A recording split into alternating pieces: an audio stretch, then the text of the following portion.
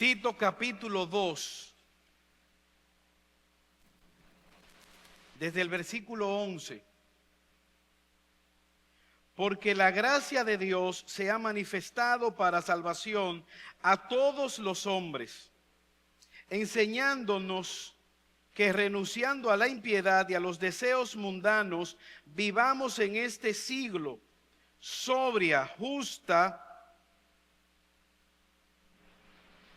y piadosamente, aguardando la esperanza bienaventurada y la manifestación gloriosa de nuestro gran Dios y Salvador Jesucristo, quien se dio a sí mismo por nosotros para redimirnos de toda iniquidad y purificar para sí un pueblo propio, celoso de buenas obras.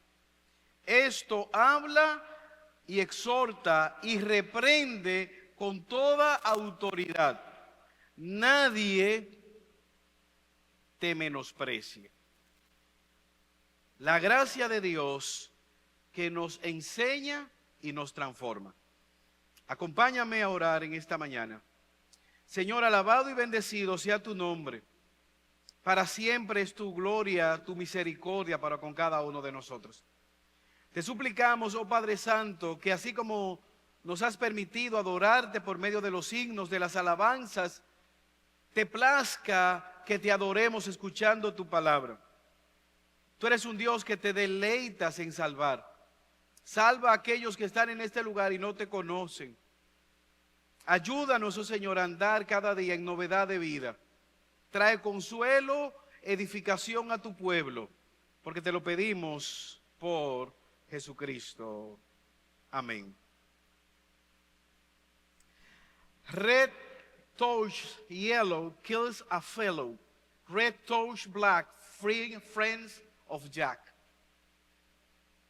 Un mal inglés. Si el rojo toca al amarillo, mata al hombrecillo. Si el rojo toca al negro, es amigo de Jack. Esta es una canción infantil que se ha popularizado en muchos lugares para poder identificar una serpiente venenosa. Si el rojo toca al amarillo, es peligrosa la serpiente. No la toques porque mata. Pero si el rojo toca al negro, no hay ningún problema. Es una serpiente inofensiva. Un pastor en los Estados Unidos estaba haciendo senderismo y vio una serpiente y se acordó de esta canción infantil. Si el rojo toca al amarillo, hay peligro. Entonces, cuando él iba a tocar la serpiente, él se hizo una pregunta: ¿realmente voy yo a arriesgar mi vida confiando en una canción infantil para saber si es venenosa o no, si es peligroso o no? Voy a poner mi vida en una canción que yo casi no recuerdo bien. Esta canción se utiliza para identificar las serpientes coral, algunas que son muy venenosas y otras que camuflajean el color para librarse de los depredadores. La gran pregunta: ¿cuáles son las enseñanzas en las cuales, las verdades que tú estarías dispuesto a arriesgar tu vida? ¿Qué es aquello que tú puedes confiar? ¿Realmente tú crees en Dios? ¿Cuáles son estas enseñanzas, esas verdades que sostienen tu vida? El pasaje que nosotros acabamos de leer, Pablo le está diciendo a su hijo Tito, al cual él ha dejado en la isla de Creta, ¿cuáles son estas verdades? ¿En quién él puede confiar? Y lo que nos proponemos a la luz de este pasaje, el propósito del texto que acabamos de leer, es que como congregación tú y yo podamos entender que la gracia de Dios, la manifestación de su Hijo Jesucristo, se ha hecho presente no solamente para salvarnos, sino para darnos propósito al momento de vivir en esta tierra. Y que podamos nosotros ser retados si realmente hemos confiado nuestra vida en la eternidad. Al final de todo lo hablado, podamos nosotros examinarnos a la luz de estas verdades y ver si genuinamente hemos nacido de nuevo. Examinar si estamos creciendo en la gracia, en la misericordia de Dios para con nosotros. Pero primero quisiera poner este texto en su contexto. Como dije anteriormente, mira cómo Pablo define la sociedad de la isla de Creta. Capítulo 1, versículo 12. Uno de sus propios profetas, que ni siquiera es creyente, define a los cretenses siempre mentirosos, siempre malas bestias, glotones ociosos. Son hombres y mujeres siempre mentirosos, siempre vagos, dedican a comer, no les gusta el trabajo ni la verdad. ¿Y sabes qué, Tito? Ese profeta, ese poeta tiene la razón. ¿Qué hace Pablo? Él ha escrito en los versículos anteriores del 1 al 10 acerca de cómo la gracia de Dios, cómo transforma la vida de los hombres, de las mujeres, de los jóvenes, incluyendo el propio Tito, y también de los siervos, los esclavos. El Evangelio busca no solamente salvarnos, busca que tú y yo podamos vivir a la luz de esa nueva vida. Él les ha dado mandato a Tito como líder de esta congregación, a los hombres, a las mujeres, a los esclavos, que puedan manifestar esa luz, ese nuevo nacimiento en sus vidas. Ahora Pablo pasa a manifestar cómo se ve un creyente que ha sido salvo, que ha sido alcanzado por la gracia de Dios. ¿Cómo puede una persona vivir así? La respuesta es la gracia de Dios operando en la vida de los creyentes. Y quisiéramos iniciar viendo que la gracia apareció para salvarnos. La gracia de Dios se ha manifestado para salvarnos. Y de alguna manera pudiéramos nosotros en estos versos englobar la obra pasada, presente y futura del alcance de la obra de Dios para salvarnos. ¿Cuál es el propósito por el cual Cristo vino, se humanó, se encarnó? Él ha venido a buscar y salvar lo que se había perdido. ¿Cuál es el propósito de estar reunidos aquí? Proclamar el Evangelio, que es llamado poder de Dios para salvación. Mira cómo dice el versículo 11. Porque la gracia de Dios se ha manifestado para salvación a todos los hombres. Apareció, parucía. El día de ayer mi madre cumplía años y nosotros fuimos a su casa, nos escondimos con un bizcocho, ella nos estaba esperando y aparecimos. Y se manifestó la celebración, el propósito por el cual estábamos escondidos. Agasajarla, celebrar con ella un nuevo año de vida y que ha sido vivido en Cristo. Pablo no está diciendo que en el Antiguo Testamento no se manifestaba la gracia del Señor, la misericordia del Señor. Nosotros vemos cómo Dios tuvo misericordia de su pueblo en Egipto, cómo Dios tuvo misericordia de Abraham, cómo Dios tuvo misericordia de muchas personas. Aún en el pecado de la nación de Israel, una y otra vez Dios manifestaba su gracia, su perdón, su misericordia, salvando de una manera u otra.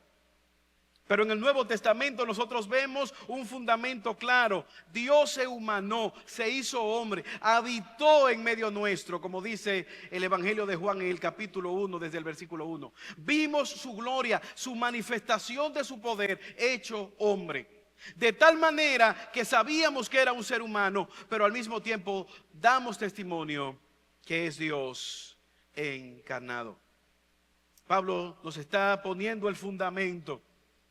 Quiero que ustedes sepan que la gracia de Dios se ha manifestado para salvación. ¿A quiénes? A todos los hombres. Evidentemente, Pablo no está apelando a un universalismo. No es que Dios va a salvar a toda la humanidad. Porque de lo contrario, ¿para qué predicar? Todos van a ser salvos. está apelando a que en el plan eterno de Dios hay pueblo de toda raza, de toda lengua, de toda edad, de todo tipo de piel, de toda nacionalidad. Miremos en medio nuestro, norteamericanos, colombianos, haitianos, dominicanos, peruanos, hemos tenido en su momento chinos, tenemos un chino, pero ese chino es dominicano, el chino que tenemos es dominicano. Pero es el plan de Dios salvar gente de toda raza, de todo pueblo. Es el argumento de Pablo cuando dice a los romanos: falló Dios a Israel en ninguna manera. ¿Por qué? Porque Dios le dio a Israel los profetas, la ley, el Pentateuco.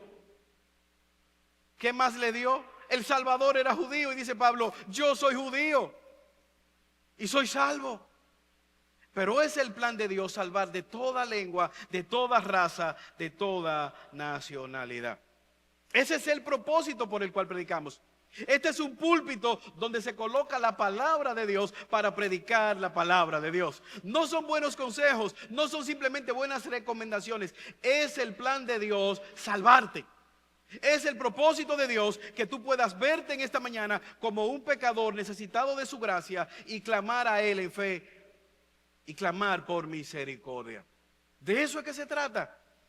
De que tú puedas ver tu necesidad de Dios y clamar por salvación. Para eso vino Cristo, para deshacer las obras del diablo. Él nació y vivió una vida de obediencia que ni tú ni yo podemos vivir. Agradó perfectamente al Padre y murió como un criminal en lugar nuestro. Pero no solamente se quedó en la muerte, Él se levantó y reina. ¿Por qué lo hizo? Lo hizo por amor. No había nada bueno en nosotros y Él nos amó. De tal manera nos ha amado Dios al mundo, que se entregó por nuestros pecados. ¿Por qué murió? Por el amor, murió por su santidad. La santidad de Dios demanda castigar al pecado. Murió por su rectitud. Dios es justo, perfectamente santo, perfectamente recto. La paga del pecado es la muerte. No morimos inmediatamente, pero por medio de la obra de Cristo en la cruz del Calvario, nosotros tenemos esperanza gloriosa. ¿Salvarnos de qué?, diría alguien. Yo no me estoy hundiendo. Yo no me estoy naufragando. Del peor de todos los esclavistas, el pecado. Salvarnos de nuestro propio pecado, de nuestra propia condición caída. Salvarnos del poder del pecado en nuestras vidas.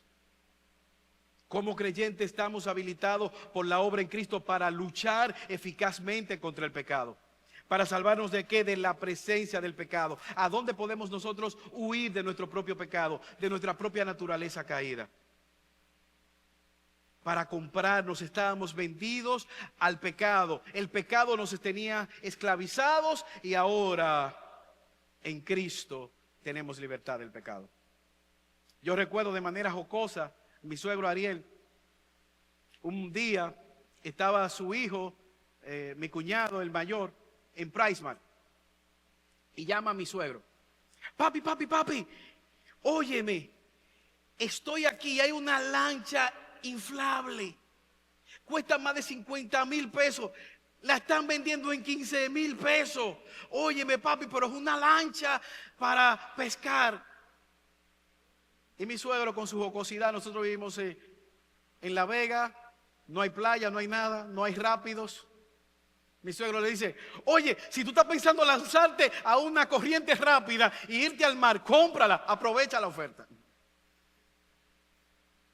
¿Sabes por qué nosotros muchas veces no valoramos la seriedad del pecado? Porque no entendemos la justicia de Dios, no entendemos la santidad de Dios, no entendemos la brevedad de la vida, no entendemos que en cualquier momento podemos salir de esta tierra y por lo tanto no podemos nosotros valorar el sacrificio de Cristo en la cruz del Calvario por nosotros. En el Antiguo Testamento Dios estableció que el arca del pacto sería cargada por levitas que iban con unas varas. ¿Pero qué hizo el pueblo? No, el pueblo la montó en bueyes, en una carreta, en desobediencia al mandato de Dios. Y el arca se va a caer y aparece un hombre llamado Usa que dice, no, déjame impedirlo. Y mete su mano para atajar el arca. ¿Y qué hace Dios? Lo mata. Usa dice, las manos mías son más santas que el suelo. Mentira. Es Ananías y Zafira mintiéndole al Espíritu Santo como si ellos pudieran jugar con Dios. ¿Me ve? No me ve. ¿Lee mi mente? No la lee. ¿Qué te hace pensar que solamente Dios lee tus buenos motivos de oración? ¿Qué nos hace pensar que solamente, Señor, en este día, y oramos en nuestra mente? Constantemente no está la palabra en nuestra boca y ya Dios la sabe. Dios está ahí cuando oramos en nuestra mente, pero también Dios está ahí cuando tenemos esos pensamientos impuros, pecaminosos, que a Él no le agradan. ¿A dónde iremos de tu presencia? ¿Iremos al cielo? ¿Iremos en la tierra? ¿Iremos al mar? ¿Nos meteremos en una cueva? ¿Dónde podemos nosotros escapar de la ira de Dios? Las demandas de Dios son justas, sus normas son rectas. ¿Quién podrá presentarse delante del Señor en sus propias fuerzas? Por eso vino Cristo, para salvarnos. Por eso en esta hora, no importa la edad que tú tengas, no importa la profesión a la cual tú te dediques, la gran pregunta a ser respondida en esta mañana, ¿eres o no eres creyente? ¿Es Jesús el Señor y Salvador de tu vida? ¿Es Jesús el que está dirigiendo tu vida en esta mañana? ¿Has confiado tú en Jesús como Señor y Salvador?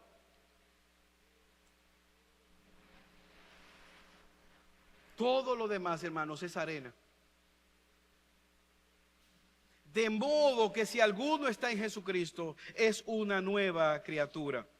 Todas las cosas viejas pasaron, he aquí todas de nuevo son hechas nuevas.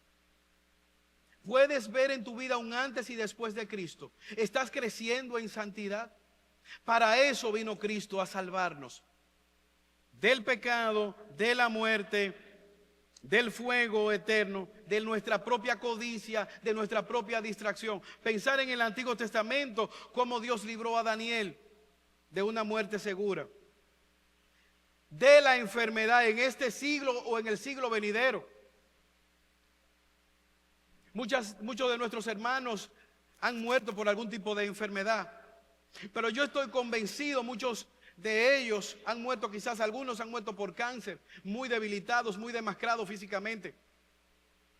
Pero ¿sabes qué? En Cristo tenemos un cuerpo glorificado.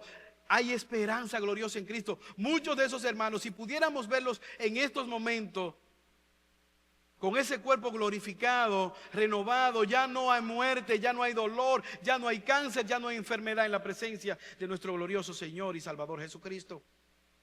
Salvación del pecado, la paga del pecado es muerte, es condenación.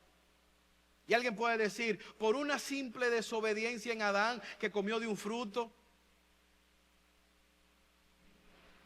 una simple mentirita. Hermanos, ¿cuántas personas han quitado la vida a otro? Una simple ira, un simple disparo, un rayoncito en un vehículo, un simplecito adulterio. El pecado no es tan simple como parece. Por eso Jesucristo vino a buscar, a salvar. La gracia apareció para salvarnos. ¿Qué es la gracia de Dios? Una persona. Jesús es el don de Dios para nuestra salvación. ¿Pero qué nos muestra el texto? ¿Acaso solamente Jesús nos salvó y se fue y se olvidó de nosotros? Evidentemente que no. El texto da un paso de avance, versículo 12. La gracia nos enseña a vivir de una manera diferente. La gracia de Dios en el presente. ¿Qué está haciendo Jesucristo en medio nuestro, en medio de la iglesia? Librándonos del poder del pecado. Verso 12.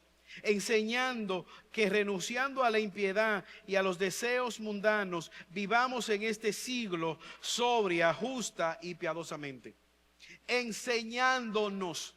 Aquí la idea que Pablo tiene no es simplemente un profesor con una pizarra dando clase. Es más bien la idea de un ayo.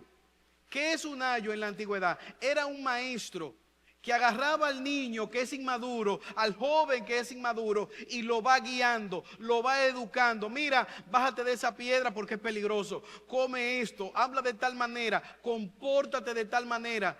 Acuérdate que tú fuiste seleccionado para el reino. Tú eres un príncipe. Los príncipes se comportan de esta o cual manera. Hay una enseñanza, hay un entrenamiento. La gracia de Dios es la maestra que nos guía, que nos corrige, que nos educa, que nos disciplina, que forma el carácter, que nos consuela en medio de las dificultades. Romanos capítulo 12, versículo 1. Uno de mis textos favoritos. Pablo le dice a los romanos: por las misericordias de Dios, por el don de Dios, por el alcance de Dios, salvándole, dándole la ley, dándole a los profetas, dándole a Cristo, dándole la salvación, presente en su cuerpo como un sacrificio vivo, agradable a Dios. Y ese es su culto racional. La gracia del Señor nos transforma. ¿Qué está diciéndole Pablo? Dios no está transformando el mundo. Dios está transformando a sus hijos, a los cuales Él ha salvado. Él ha depositado su Espíritu Santo, y por lo tanto la obra del Espíritu Santo, los medios de gracia, el discipulado en los grupos pequeños, la oración, el ayuno, el congregarnos, ¿qué está haciendo? Fortaleciendo la obra de Cristo en nosotros. Hombres pecadores, débiles, pero que han sido alcanzados por la gracia de Cristo. No se trata, hermanos, de hacer cosas mejores. No se trata de ven a Cristo y deja de fumar. Ven a Cristo y dice deje el alcohol. Eso lo hacen alcohólicos anónimos, fumadores anónimos. Van a morir con sus pulmones sanos o con su hígado sano. No se trata de añadir buenas obras a nuestra manera de vivir. Es que la gracia de Dios está sentado en el timón de nuestra vida. Cristo está dirigiendo nuestra vida por medio de su palabra, de su Espíritu Santo. O la otra opción, nosotros mismos le estamos dirigiendo. Hay religiosos católicos, pero también hay religiosos evangélicos que pueden pensar que están ayudando a Dios en la obra de redención. De una manera clara, Pablo le está diciendo a Tito: la gracia del Señor nos enseña a decir que no, no gracias. Decirle que no a qué, al pecado, a los deseos. Renuncia a la impiedad. Renunciando a la impiedad, no negociar, no justificar, no esconder, no acariciar el pecado, no jugar con el pecado. No decir hay gente peor que yo. Varias veces lo he dicho, lo voy a volver a repetir. Yo vivo cerca de la fortaleza y cuando paso por la fortaleza me llama la atención que hay algunos presos que están afuera hablando con los guardias. Y algunos quizás le dicen: agárrame el fusil, déjame amarrarme los cordones. Algún guardia, algún preso. Presos de confianza que lo mandan a ser mandado a podar el césped. Para el creyente el pecado no es un reo o un amigo de confianza. No es solamente inmoralidad sexual, apela al orgullo, materialismo, egoísmo, amargura, idolatría. Todo lo que no proviene de fe, a lo cual es llamado como pecado. Como creyentes, tú y yo podemos tener pecados de confianza, que no lo vemos tan escandaloso, pero el texto nos muestra que la gracia de Dios nos dice: ¿es pecado? No. ¿Agrada a Dios? No. ¿Glorifico a Dios con eso? No. Pero todo el mundo lo hace, pero la gracia de Dios me enseña a decirle que no. Y ahí hay muchos que dicen amén. Es amén a que usted no diga amén. La gracia del Señor nos manda a apartarnos del pecado. De manera negativa debemos apartarnos del pecado. Y muchas religiones pueden decir amén.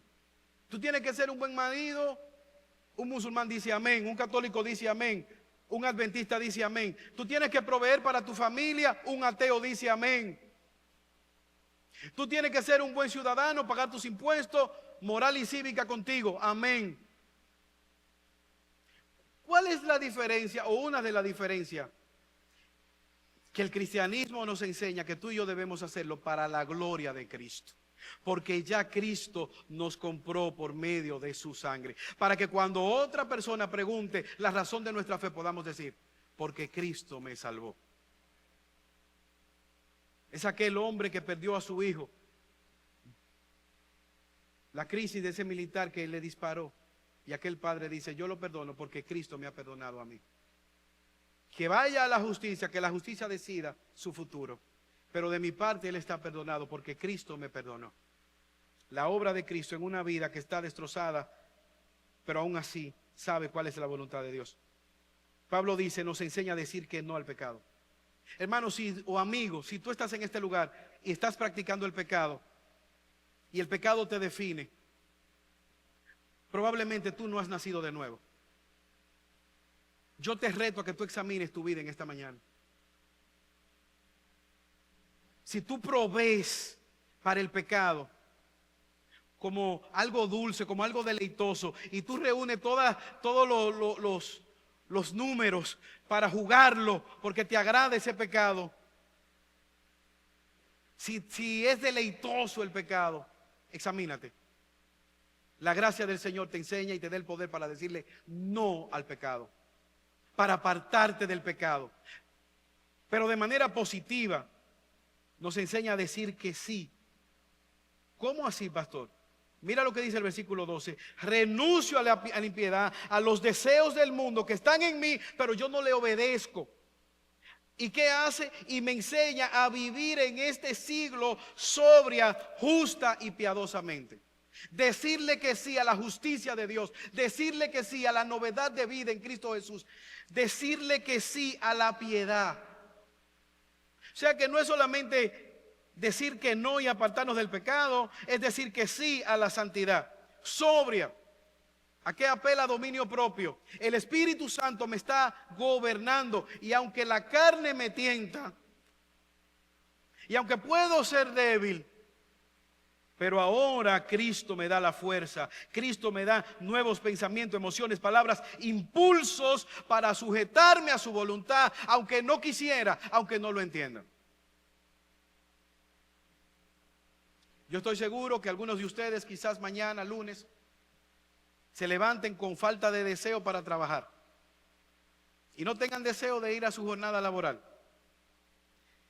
Pero de repente vendrá a su mente un corte de la tarjeta que hay que pagar, compromisos económicos que responder. Y no estaré en su casa, pero estoy seguro que la motivación llegará. Y al igual que yo, muchos de ustedes tendrán que trabajar aunque no tengan deseo. Y el deseo llegará. Y aunque no llegue, trabajaremos. ¿Qué está diciendo el apóstol Pablo? La gracia de Dios te enseña a someterte a su voluntad y decir no gracias. Tengo el deseo de pecar, pero no gracias. En Cristo yo estoy bien. Pero de manera positiva, sobria, dominio propio, justa, mi relación con los demás, todo lo justo, lo honesto, el no engañar, el no aprovecharme de otros, la gracia del Señor me enseña. Hermanos, hay cosas que son legales, pero no son justas. En muchos lugares el aborto es legal, pero no es justo. El precio de la gasolina en nuestro país pudiera ser legal, pero no es justo. Y hasta es ilegal, no hacen lo que dicen las leyes. Pudiera alguien ganar de manera injusta. El creyente es uno que debe pagar incluso el salario de manera justa. Hay una veda que fue impuesta en nuestro país, con razón o sin razón, no lo sé. Ahora, lo que está criticando o argumentando los Estados Unidos es que deben proponer pagar salarios justos. No porque hay una persona necesitada, un ilegal, un inmigrante que no tenga la documentación o que no tenga la capacidad de pagarle o demandar lo que es justo. Hermanos, eso es retante para nosotros. Debe retar nuestra generosidad. Cuando alguien te pide y tú le pasas una moneda de 5 pesos, ¿qué se compra con 5 pesos? No estoy apelando a que tú le tengas que dar dinero a todo el mundo. Estoy apelando a la generosidad. El creyente es uno que es conocido porque anda en justicia. es honesto, no roba, no engaña, no se aprovecha de los demás, de los débiles. Pero mira cómo dice, apartándose de la impiedad. Una vida piadosa que glorifica a Dios en la manera como se relaciona, primero de manera vertical y luego de manera horizontal con los demás. Su religión externa es la evidencia de un nuevo nacimiento. Externamente la luz brilla porque hay luz dentro. Ella quiere vivir para la gloria de Dios. Y así como un árbol no produce fruto enganchándole los frutos, sino que la savia brota y de ahí conforme a su género fructifica. De igual manera, como creyentes estamos llamados a fructificar conforme a la obra de Dios en nuestros corazones, en nuestra vida. La gracia de Dios nos enseña a vivir de manera diferente. No porque somos mejores, sino porque Cristo está obrando en nuestras vidas. Los maridos creyentes no somos mejores que los incrédulos. ¿Cuál es la razón? Cristo en nosotros, la razón de nuestra fe. Las esposas cristianas no es porque sean mejores o tienen un ADN de más que las incrédulas. Es Cristo en ellas, razón de su cambio. La gracia de Dios nos enseña cómo deberíamos vivir. Hermanos, esto cobra implicaciones para nosotros. Yo te pregunto, cuando tú vas a tomar decisiones, ¿vienes a las Escrituras? ¿Busca el consejo de Dios? Cuando tú te estás enamorando de una pareja o buscando un cónyuge, ¿estás tomando en cuenta la palabra de Dios? ¿En tus decisiones está Cristo reinando? ¿Hay oración de por medio antes de tomar una decisión? ¿O tomamos la decisión y después le decimos, Señor, cáeme atrás? Frecuentemente le digo a mis sobrinos, no vayan al mundo a buscar pareja. Busquen parejas cristianas, busquen creyentes o mujeres que sean piadosas. Órenle a Dios que ustedes sean hombres piadosos. Jocosamente uno de ellos me dijo, pero yo te la traigo y tú la conviertes. No, no me la traiga, que yo no la voy a convertir. Este texto nos enseña a vivir de manera diferente para la gloria de Dios. Que vemos, la gracia del Señor nos hace vivir mirando el regreso de Cristo. La obra futura, versículo 13. Aguardando la esperanza bienaventurada y la manifestación gloriosa de nuestro gran Dios y Salvador Jesucristo. ¿Qué hace la gracia? No solamente nos salva, no solamente nos enseña cómo vivir en este mundo caído, nos da expectativa de vida hacia la eternidad. Nos ayuda a levantar la mirada y ponerlo en la venida de Cristo. La gracia nos ayuda a esperar, a aguardar. ¿Estás tú aguardando esa venida de Cristo? Hermanos, aquí hay gente que cree que Cristo va a venir para andar en un burriquito, para que lo maten, para que lo escupan. No, Pablo está apelando a esa segunda venida gloriosa, donde Él vendrá como el Rey de Reyes, Señor de Señores, a aplastar a todos sus enemigos, recompensando a sus hijos y condenando a aquellos que le han negado. Es la segunda venida que Pablo dice, con certeza aguardamos esa certísima esperanza. No es una promesa de un político olvidadizo. Es el Rey de Reyes y Señor de Señores. ¿Cuál es la garantía que tú y yo tenemos? El Espíritu Santo que nos fue dado. Las arras de nuestra promesa. ¿Qué significa esto? Pablo dice, apelando al matrimonio, que cuando un hombre desposado con una mujer le dejaba una dote como garantía de que él se iba a preparar lugar en la casa de sus padres y luego vendría a buscar a su esposa, a su prometida, y llevarla a la casa del padre para consumar el matrimonio. ¿Qué está diciendo Pablo? El Espíritu Santo es la garantía. Y alguien pudiera decirle a esa novia, pero cuidado si él se olvidó. No, él no se va a olvidar, porque los lingotes de oro, porque la dote es grande y él no la va a dejar botada. Él vendrá por mí, porque yo valgo tanto que él pagó esa dote. ¿Cuál es la garantía de que nosotros estamos caminando como hijos de Dios? El Espíritu Santo. Y algunos dicen, el Espíritu Santo convulsiona, tira silla, dice rabacacatanga, dice lengua. No.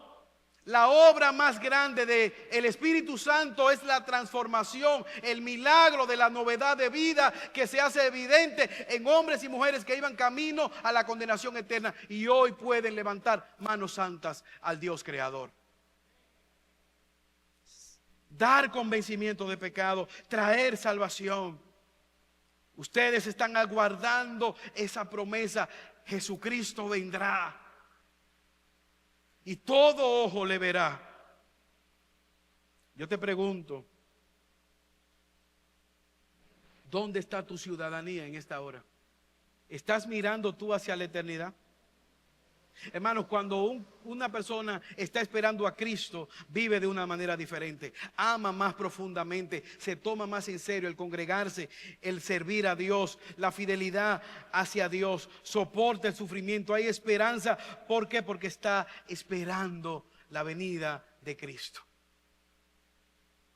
Hermanos, nosotros no somos como aquellos que viven, que no tienen esperanza. Jesucristo vendrá. No te desaliente, anímate en esta mañana, aférrate a esa esperanza gloriosa de que Cristo viene por su pueblo. La gracia de Dios nos hace vivir anhelando y mirando el regreso de nuestro Señor Jesucristo. ¿Qué nos muestra el texto? La gracia de Dios nos compró para ser un pueblo santo. La gracia de Dios nos da propósito. ¿Cómo ocurrió eso? ¿Cómo Jesucristo nos salvó, nos enseña cómo vivir, nos da esperanza? Versículo 14. Quien se dio a sí mismo por nosotros para redimirnos de toda iniquidad y purificar para sí un pueblo propio, celoso de buenas obras. Él se entregó. ¿Qué tanto nos amó Cristo? Él nos dio un ramo de flores, Él nos dio un regalo el día de los padres. Derramó toda su sangre en la cruz del Calvario por nosotros. Él se dio a sí mismo. Él es la salvación. Él fue el Cordero de Dios sacrificado por nuestros pecados. Cuando un judío pecaba, iba con un cordero, una paloma si era pobre, y eso era sacrificado en su lugar. Yo merezco morir, pero en mi sustitución maten este animal. Quítenle la cabeza, degollen este animal y derramen toda la sangre. De tal manera que yo pueda ir a mi casa y seguir viviendo, porque este animal ha muerto y derramó su sangre por mí. Cristo, dice el apóstol Pablo, inspirado por el Espíritu Santo, es el sacrificio sustitutorio. ¿Para qué lo hizo? Para redimirnos. Éramos esclavos y Él compró el precio de nuestra libertad. Redimirnos. Él murió por un propósito: librarnos del pecado. ¿Cómo es posible que si Cristo pagó el precio por nuestros pecados, tú y yo voluntariamente volvamos al lodo del cual Cristo nos ha sacado? ¿Cómo es posible, si Él pagó el precio por nuestro pecado, volver a practicar el pecado por el cual Cristo murió? Éramos esclavos tiempo pasado, pero ahora Cristo pagó el precio por medio de su sangre. Pero mira lo que dice el texto: para purificar un pueblo. Él nos salvó, Él nos rescató. Pero usted recuerda el hijo pródigo, el texto que leía nuestro hermano Randy. Él llegó con un olor a cerdo. Imagínate este hombre todo harapiento. Si usted está por pelear con un cerdo por una comida, imagínese la condición en la cual usted se encuentra. Si usted está por pelear con un cerdo, imagínese la cara de este hombre, el aspecto físico, el olor, la delgadez quizás, el abandono.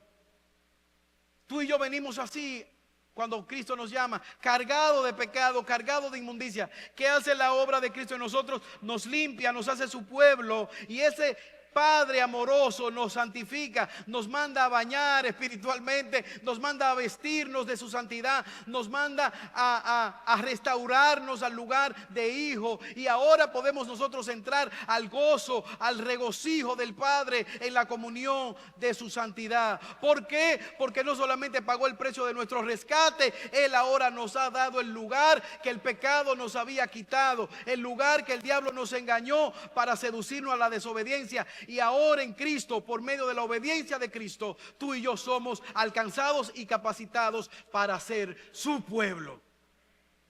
Un pueblo santo, celoso de buenas obras. Y es ahí donde fluyen las buenas obras. Las buenas obras no producen la salvación. La salvación produce esas buenas obras. Como decía Lutero, somos salvos solo por la fe, pero esa fe no permanece sola. Cuando la fe viene a morar a nuestras vidas, la obra se hace evidente. La pregunta que yo te hago: ¿estás tú usando esa gracia de Dios como una excusa para vivir de manera pecaminosa? El hecho de que la sangre de Cristo nos perdona es una excusa para practicar el pecado, el pecado, el pecado. Alguien me decía: yo no creo mucho en el evangelio porque yo lo veo como una lavadora donde tú te lavas y peca, lava y peca. Entonces, si eso es así, yo puedo vivir como yo quiera. No, si tú vives como el no creyente, estás evidenciando que eres un no creyente.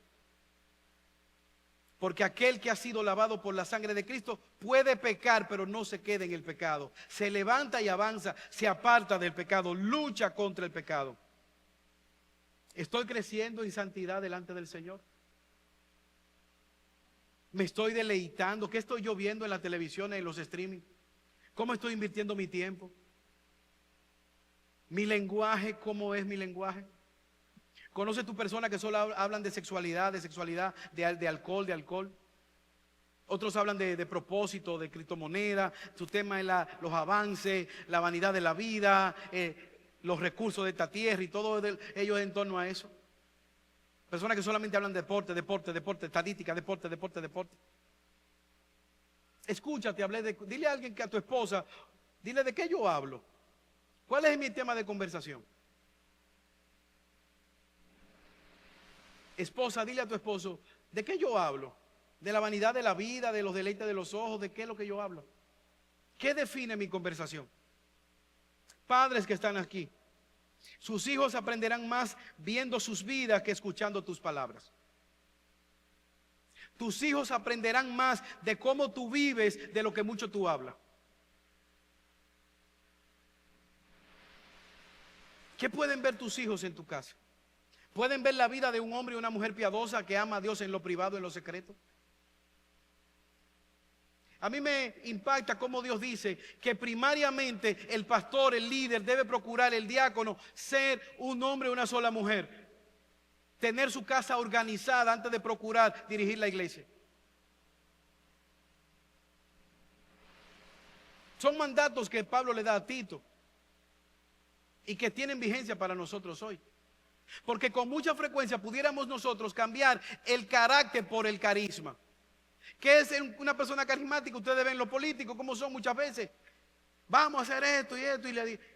Y después, cuando tú vas a su vida, cuando tú ves lo que eran, dicen, no, pero espérate, así no.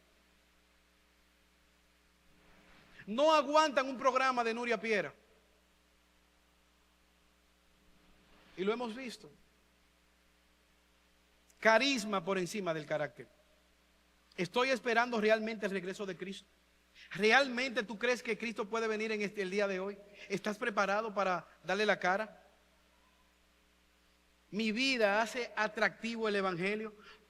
El incrédulo que está afuera, perdido en el mundo, al ver mi matrimonio, al ver mi vida, al ver mi devoción a Jesús, puede anhelar amar a Jesús.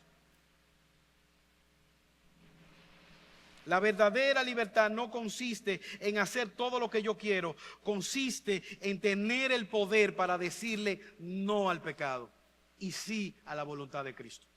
La verdadera libertad consiste no en hacer todo lo que yo quiero, sino en el poder dado por Dios para poder decir no al pecado y sí a Cristo. Si tú no conoces a Cristo, hoy es el día en que la gracia de Dios te puede salvar. Cristo sigue llamando a pecadores al arrepentimiento. No importa tu pasado, no importa tu presente, la cruz de Cristo es suficiente. El evangelio no consiste solamente en escapar del infierno. Consiste en que Dios transforma personas que pueden reflejar el carácter de Cristo. La gracia de Dios apareció en Belén, en un pesebre rodeado de animales. La gracia de Dios vivió en medio de los fariseos. La gracia de Dios caminó hacia el Calvario. La gracia de Dios fue clavada en un madero por tus pecados y por mis pecados. La gracia de Dios fue enterrada en una tumba prestada. La gracia de Dios se levantó al tercer día para darnos esperanza. La gracia de Dios volverá. La gracia de Dios es una persona, Jesucristo, que vendrá a buscar a su amada iglesia. Un escultor ve un bloque de mármol y lo ve como una piedra, quizás muchos lo ven como algo, una piedra más, una roca. Pero para un escultor, él puede ver una obra de arte que está escondida en medio de la roca. Cada golpe, cada martillazo, cada cincelazo que él le va a dar, está buscando quitar lo que sobra y formar esa imagen que él tiene en su mente. Así la gracia de Dios en el creyente no solamente nos salva, la gracia de Dios no nos deja en el pecado, no nos deja como nos encontró. Día tras día, mediante su palabra, mediante el Espíritu Santo, mediante los medios de gracia, Dios está quitando el pecado, la mugre, lo que sobra, y está formando a Cristo de tal manera que se hace evidente la obra que está fluyendo desde adentro hacia afuera. No somos perfectos, pero se va haciendo evidente la obra de Cristo en nuestras vidas. El pecado va perdiendo fuerza. Es un proceso. A veces se ve infructífero, a veces duele, a veces trae llanto, trae dolor, pero hay un propósito. Cristo en nosotros, Cristo formándose en nosotros. Y Dios está interesado en completar su obra hasta el final. ¿Por qué? Porque la gracia del Señor se manifestó para salvarnos. La gracia del Señor se manifestó para enseñarnos a vivir de manera diferente. La gracia del Señor se manifestó para levantar nuestra mirada hacia la eternidad. La gracia del Señor nos compró a precio de sangre para darnos propósito y hacernos un pueblo santo. Oremos. Señor y Dios, te alabamos y te bendecimos.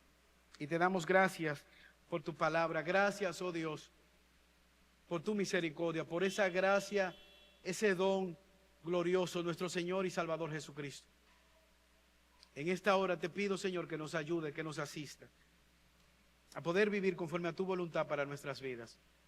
Te rogamos una vez más que salve a aquellos que no te conocen. Por Jesús te lo pedimos. Amén.